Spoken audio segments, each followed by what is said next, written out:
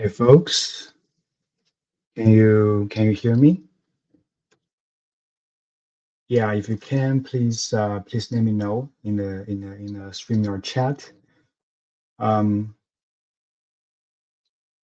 yeah, sorry about that. I was trying to figure something out on my machine.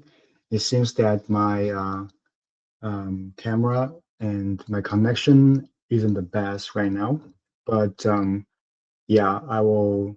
If you see like my dummy avatar there talking, that's me. That's a real people. That's a real person, not AI.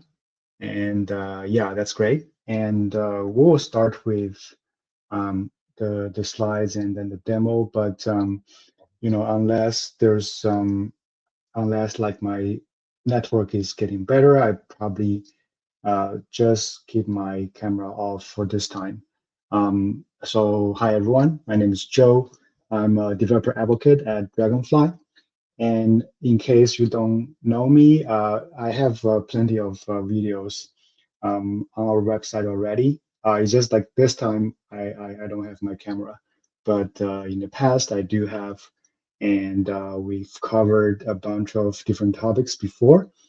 And I'm excited to have you all here today to cover machine learning feature stores with Dragonfly. Cool. Yeah, let's get started with that. So yeah, if you have any questions anytime, please share them in the chat. Cool. So yeah, for the next 40-ish minutes, let's take a trip down the memory lane, literally. So we're gonna look at how in-memory data has changed over the years and how we went from Memcached to Redis to now Dragonfly, and why that shift even happened in the first place, right? And then we'll walk through for like, that's the most important piece for today is that we're gonna get our hands dirty. I will show you how to use Dragonfly, specifically in this case, Dragonfly Cloud, to kind of build a simple but um, also kind of interesting, and it does represent like how it is used. So to build a machine learning feature store, and we'll have live demo and everything today. And after that, we'll walk through a real customer story. Nothing beats a good example to show you the kind of scaling headaches that companies are dealing with today, right? And finally, after that, we'll wrap up everything with a Q&A session at the very end. So that's what we're gonna cover today. So first up, before we dive into Dragonfly, let's zoom out real quick, right? So it's over at least 20 years ago or so, we've seen, so for the past 20 years, right? Like we've seen three clear eras of in-memory data stores, right? So the first one came the caching era, which is like in early 2000s, the internet was blowing up and Facebook was racing to serve hundreds of millions of users. But for disk databases like MySQL or Postgres, like they're great technologies. I like them. It's just like they can't keep up with the throughput at a certain point when you have that many user. So there were people just trying to solve this problem, right? So the fix was quite simple, which was to move data off disk and move them into memory, right? And they by doing that, it makes static content fly. And hardware was like also tiny back then, right? And apps are kind of straightforward. Everybody kinds of see the same thing, until like Facebook has things like the wall and and the different people's accounts and things start to get more personalized, right? But you know that's Facebook. But before that, the users, if you go to any website, it's quite static and they're quite the same. And by then, people don't mind waiting a second or two. That was quite normal, right? And for that world, Memcached was kind of perfect when Facebook was trying to solve the problem. Memcached is that simple. Set the data, get the data, and you're done. It made early websites or early personalization feel so fast for the first time.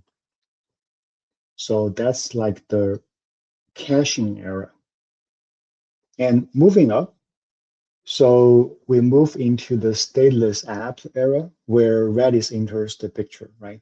So this is where things are getting interesting because Redis didn't just cache stuff, right? So it lets you move like application state, like sessions, like shopping carts, counters, leaderboards. Like it allows you to move all those things into memory, and it can be shared across like different stateless application services, which is quite powerful. And cloud adoption was just starting by then, and machines are still small, mostly single core, and apps are getting like more interactive, so user expect faster responses. Not quite real time yet, I would say, but it's getting there. Right? So, and Redis is great. Like it has this rich API that opened up tons of new use cases. But there's also the catch. It was built for the hardware of that time. So in Redis, Redis now has like multi-threading, mostly for background tasks and network handling. But for its core functionality, where the data manipulation happens, it still uses a single core, and it is single-threaded. And that decision, it was great. Like simplicity is good. It was a great decision by then, but now it's kind of becoming the bottleneck for some of the modern workloads. We'll come back to that. And now the last era, or like right now, we want to call it the real-time context era, right? So fast forward to today, things look totally different. Modern apps, especially with machine learning or AI, personalization, it needs instant access to massive amount of data, maybe your chat history, maybe um, like a couple of features, like maybe tens of them, even hundreds of them, of the features of a specific user, like what happened with this user in the past 30 days. Like we aggregate those data beforehand, right? But they need to be served right away for personalization, for fraud detection, stuff like that, right? So maybe like there are terabytes of context, of all your users, and they're somewhere in a data store, and they need to be constantly served to users. And for each user, their feature set is getting bigger and bigger, or let's say the context window is getting bigger, and they need to be served in milliseconds or sub-milliseconds as well, right?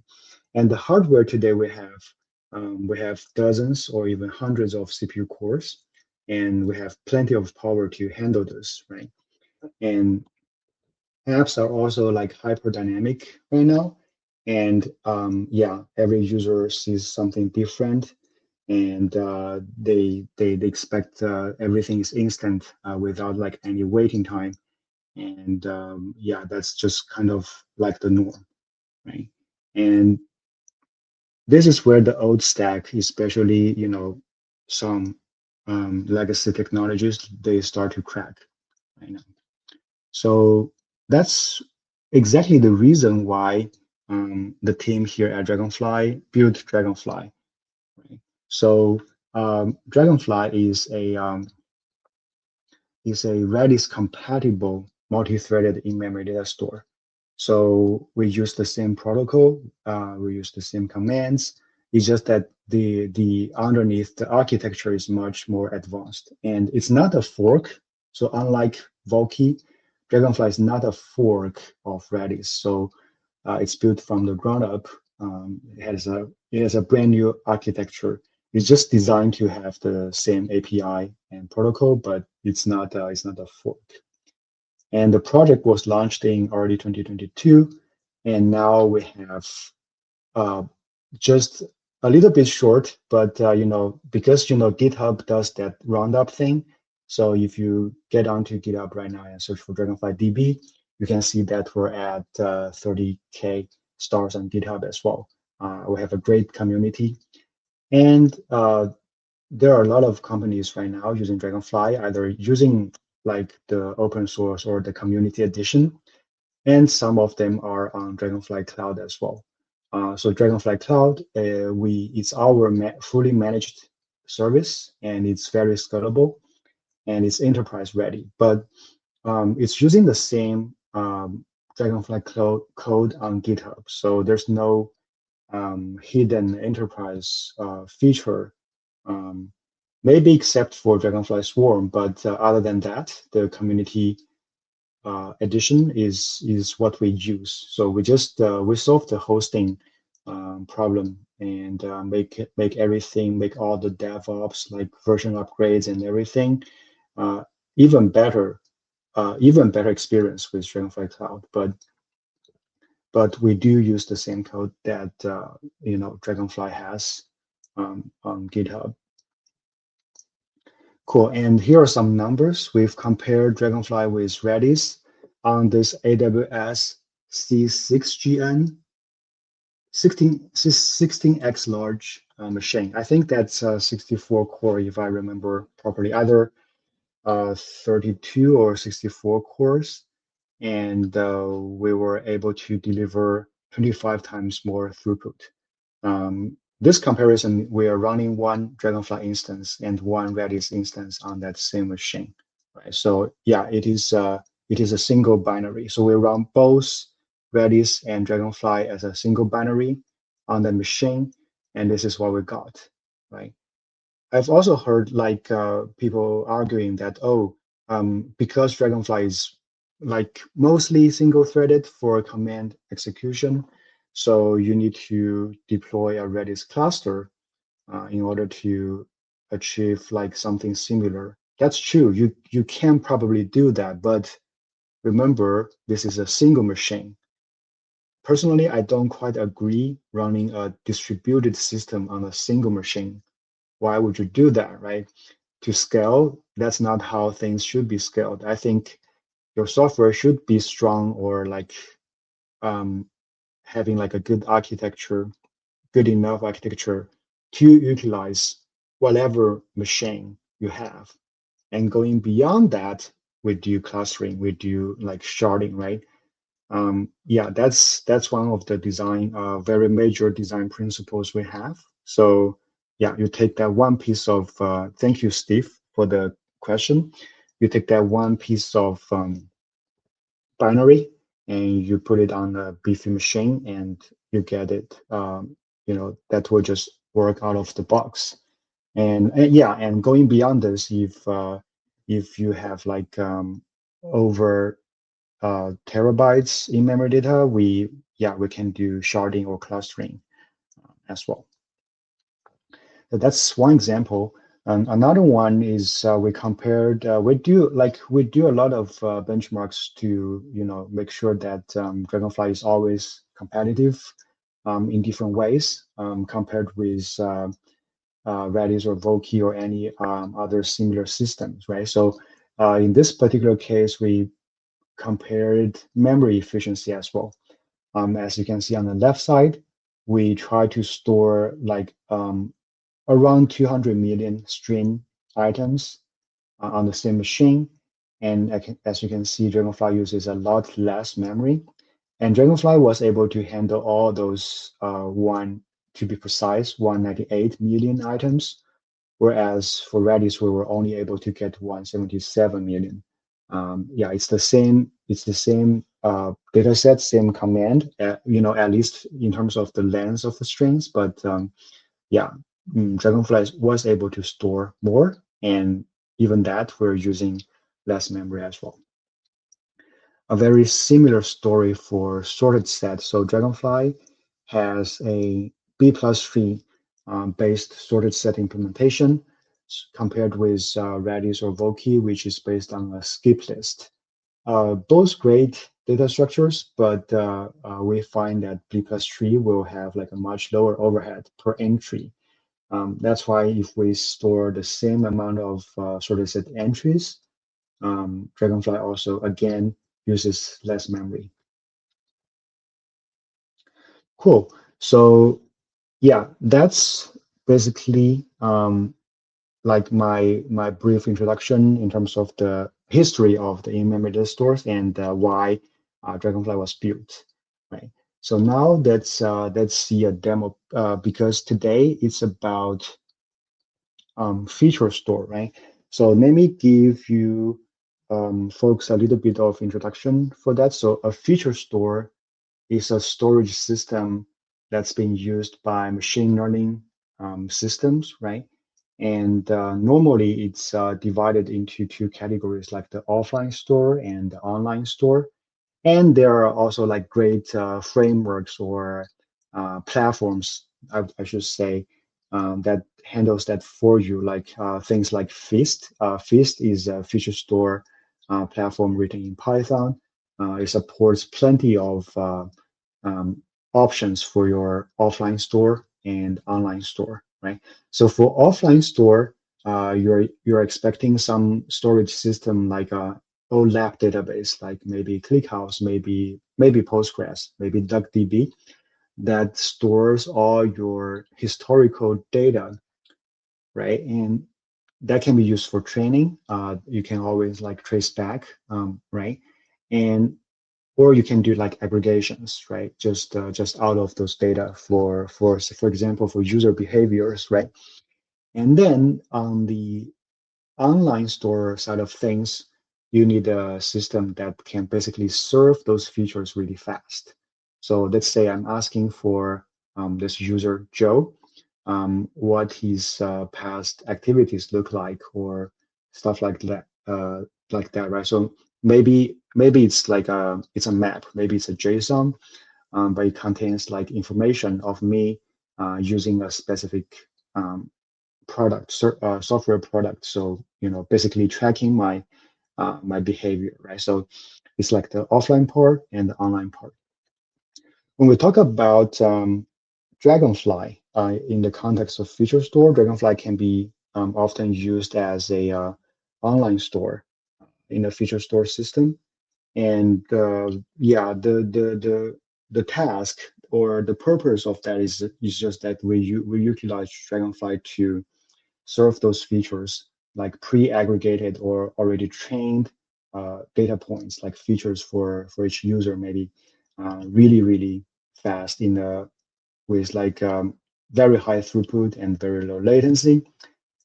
That's what Dragonfly can do as a feature store. Cool. So now let me, after this talking, now let me just switch to what I have over here. Give me a second. Let me remove this one and I will add another screen over here. Maybe this layout is better. Okay, yeah. So I built like a very simple two scripts basically in Go. And yeah, as you can see, this is my definition of user features, right?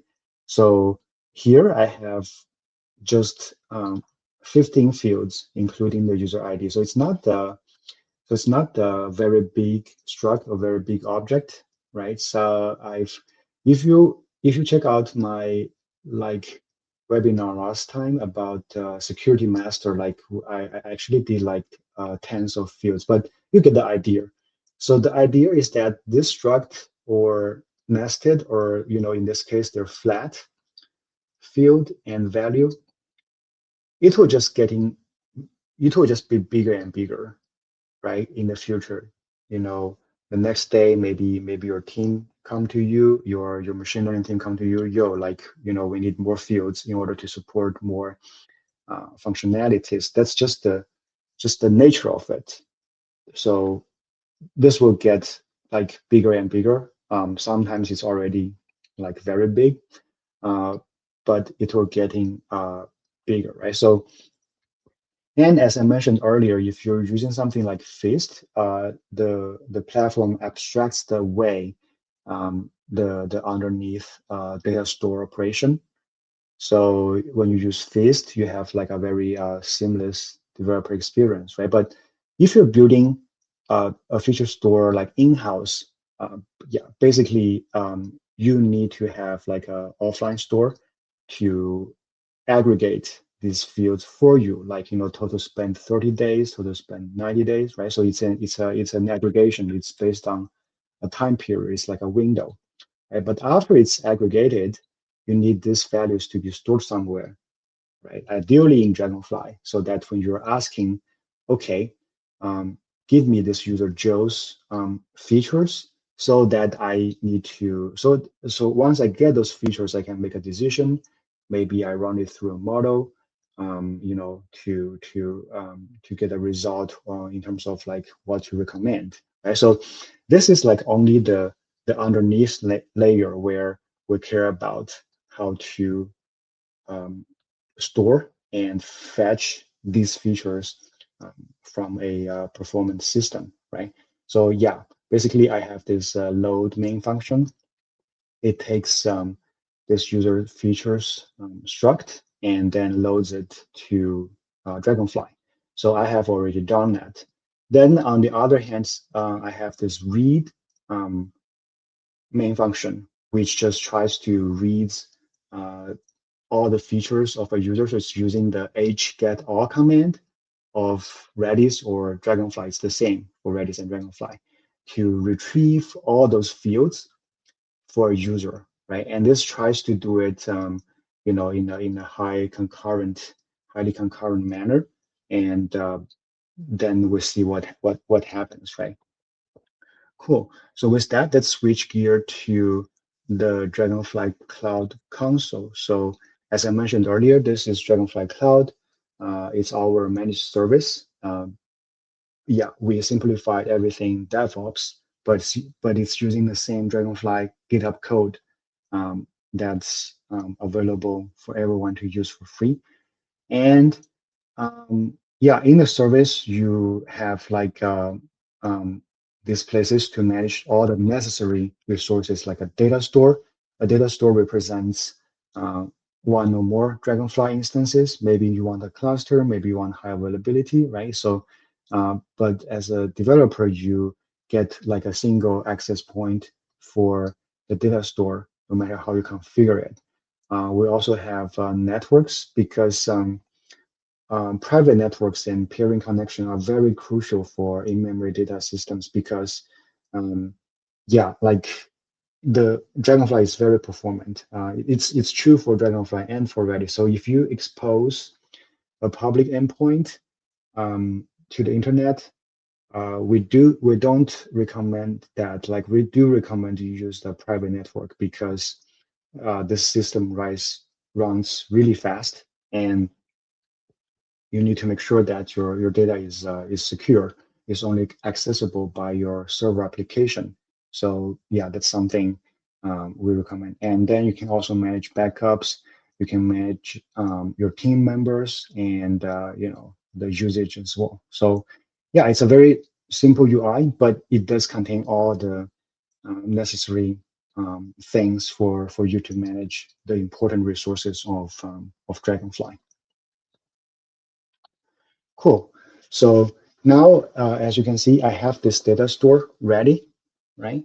And let's take a look at its metrics, and we'll see what's in there, right? So um, yeah, currently it's kind of um, idle right now. Nothing very exciting happened.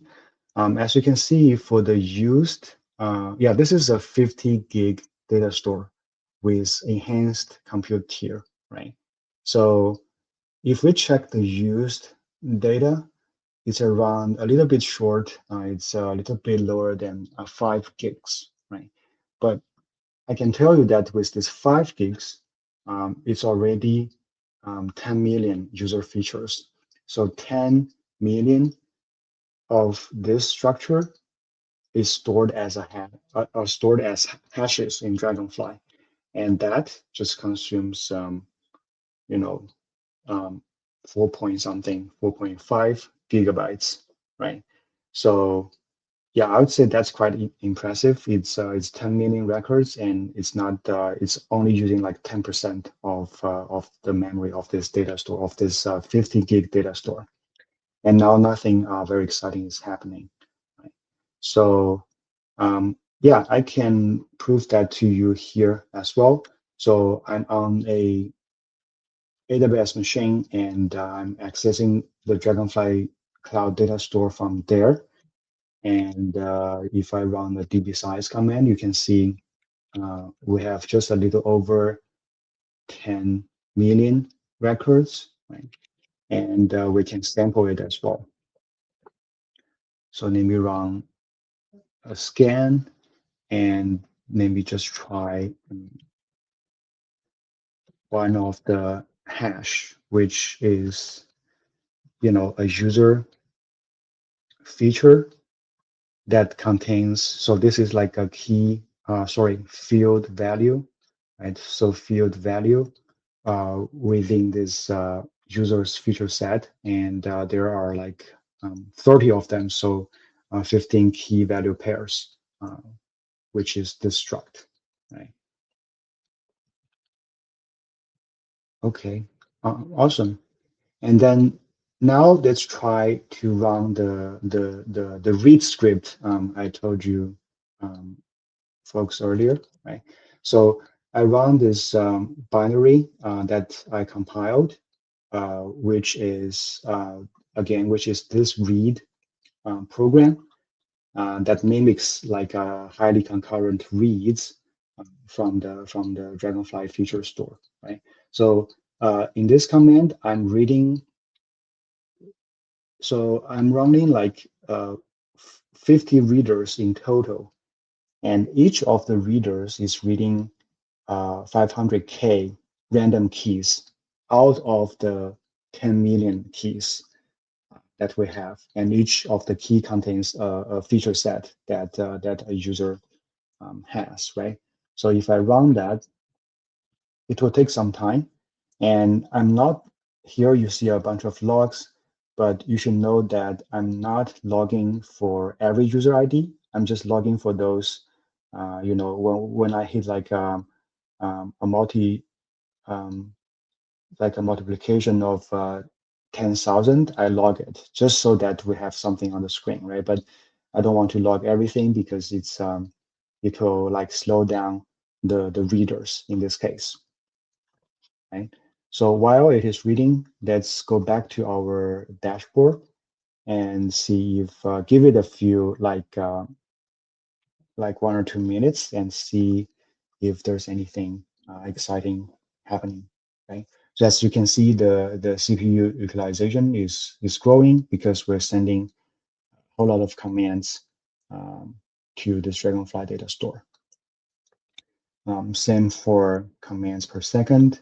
Uh, the memory is steady because we're not, at the moment, we're not adding new keys or we're not adding new user features into the data store. So yeah, the memory usage should stay the same. And let's refresh again. Okay, so now we're at around 74 CPU utilization.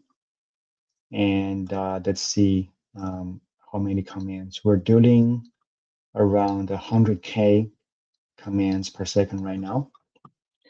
Yeah, let's try one more time. So yeah, I was just refreshing the dashboard so that we get the latest data points, right? So now the CPU is around again 75, and we're dealing with some 170, 160, 170K commands, right? So yeah, this is what we have. This is like I wrote like those two scripts to mimic when how to load data into like a Dragonfly backed feature store and how to read features out of it, right? So yeah, it's still running. If we come back later, we can probably see it stops, but you get the gist. So we used 75-ish% of the CPU of this particular feature store, and we're hitting, in this case, 170 commands per second. Cool. Now let me switch to um, my slide. And yeah, this is basically what I just showed you um, in the demo, right? So we were dealing with 170K even, not even 165K. But it doesn't sound like a lot, right? But remember, I was running the hgetAll command, which essentially reads all the fields of a hash key, basically all the features of a user. And the hgetAll command is the complexity of this command is O of n, where n being like the number of the fields in that hash key, right? So this is true. This is again true for Dragonfly, for Redis, for Volky. So the hgetAll command is not a O1 command, it's an O of n command. So if we multiply 165K by 15 fields, that's a little over 2 million O1 command requests per second, right? And 50 gig enhanced, this is a very small data store on Dragonfly Cloud. So with this very small Dragonfly Cloud data store, we're getting over 2 million of one request per second already. And as I just showed you earlier, we were around like 75% CPU. And that 10 million keys, it was consuming just 10% of the memory.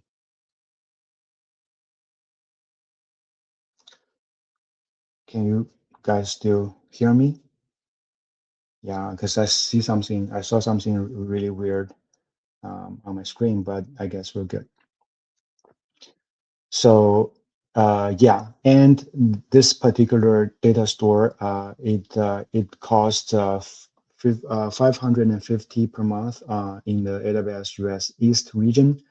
So yeah, this I just want to show you, like, with this price tag, what performance you get, and what percentage of CPU and memory we were using for that workload.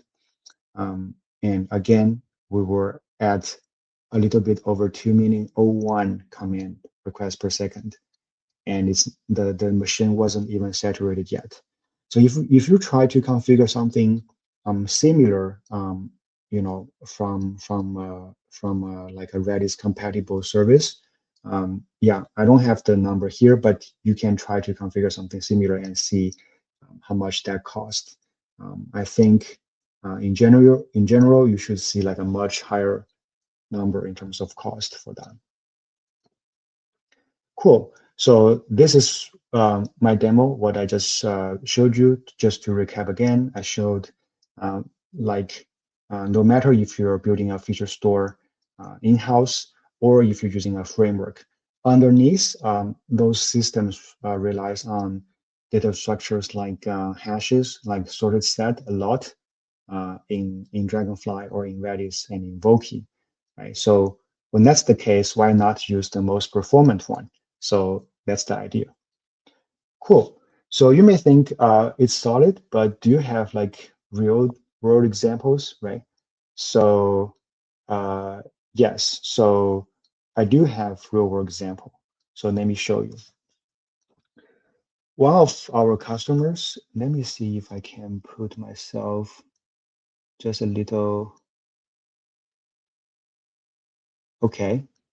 So with this, you guys still can hear me, right? Uh, I should do this like for all the um, other slides, because I was like, because my dummy avatar was kind of blocking a little bit there. Sorry about that. Yeah.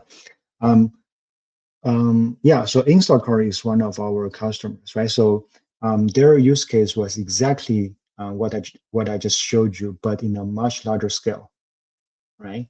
So they have like over 20 terabytes of user featured data, and they're doing something like over 100 million requests per second. Um, so they started this project in 2020, and the infra team started this project to support their machine learning team, right? So they started with Elastic Cache Redis, and the system is like scaling over 30% every year. So that, yeah, it's like a compound interest, right? So the next year is 30% on top of that. Then they switched to Elastic Cache Volkey to reduce cost because the cloud providers offers Volkey at a lower price tag, and they also try to do that to improve performance as well, right? But later on, eventually they still need to split some of the features into smaller clusters and read replicas in order to support the whole workload. So yeah, with that said, I would say because the architecture of the single-threaded, nature of Redis and Voki, it's there, right? So eventually, we were trying to solve the architectural flaws by DevOps effort, right? So yeah, eventually, just like either cannot keep up, or it costs you a lot because you need to have like very sophisticated or complex setup for your cluster, for your read replicas in order to handle your scale. And the solution, they were looking for alternatives, and they discovered us. I'm very glad for that, right? And again, it is 20 terabytes. So when they first came to Dragonfly, they were like, we were asked about the QPS, the throughput, right? They were like, oh, it's around 10, 20 million, right? So yeah, so we're like, okay, that's something that Dragonfly can definitely handle, right? But when both of the teams are working together with the POC, we discovered that it's exactly the example I just showed you. Yes, it's the QPS is at the scale of like tens to 10 to 20 million, but each of the command is a hget all or maybe an mget. So it's not accessing a single key. It's accessing like either multiple keys or a single key, but it's a hash like with multiple fields, right? So by working on the POC, we discovered that the throughput is actually 1 to 2 orders of magnitude higher, right? So we were doing something like 100 million um, RPS workload, right? Because it's Instacart. You can imagine, like how many features and the platform is serving like every second, right? So after that, both team worked very closely together. We did a POC. We tried to, yeah, I'm throwing a little bit of the spoiler there, but we're going to have like a full case study blog post for Instacart and Dragonfly in the near future. But the end result is that we're able to reduce the overall cluster size by 20% and 40 to 50% reduction in P99 latency, and then 30% reduction on the overall cost, right? And it's a huge platform that Instacart has for their machine learning feature store, and it took weeks to migrate. I think it's a very impressive timeline in terms of migration, given Instacart's massive scale. Cool. So with that said, that's all I have, and yeah, let me check my Grafana dashboard, see if there's anything interesting I can show you folks. But yeah, I guess it's just like what we saw, right? So yeah, in the meantime, I will check questions in the chat and try to answer them. Yeah, so this was the script that I ran. So for each of the client, each client is reading 500K, and I have 50 of them, right? So they all work together, not even able to saturate this machine. And again, we were at 170K get all command, and each of them is fetching 15 fields, right? So it's definitely over 2 million, and it's such a small data store as well, right? So it's from this one. Cool. All right. So now let's check the questions. Thank you for staying with me, even though I'm so sorry that my camera is yeah. Is that the cloud match price? So yeah, the 550 I showed you, Steve. So yeah, let me put this question on the screen. So Steve asked, is that the cloud price, cloud match price? I think that question happened when I was showing this slide, right? So yeah, so the answer is yes. So the price we have um, is based off the number of like per gigabyte per month memory you provision, basically, right? So in this particular region, it's around $11 per gig per month. So yeah, and also the compute tier contributes to the price as well. If you have a higher tier of compute, then the per gig is a little bit higher, but you get the corresponding performance as well. And yeah, and Dragonfly is source available on GitHub for you to self-host. So if you don't sell Dragonfly as a hosted service, you can use it however you like within your project, within your company for free forever. Yeah, that's our licensing model. Cool. I hope that answers your question. And then the next one is any latency numbers to share for the demo? Yeah, that's a great question. So um, when I was preparing for the script, I didn't code the part for to gather the latency numbers, but we do have plenty of blog posts that shares that information. Let me find one, and yeah, maybe before I push the example code to our repository, I can add that as well. But yeah,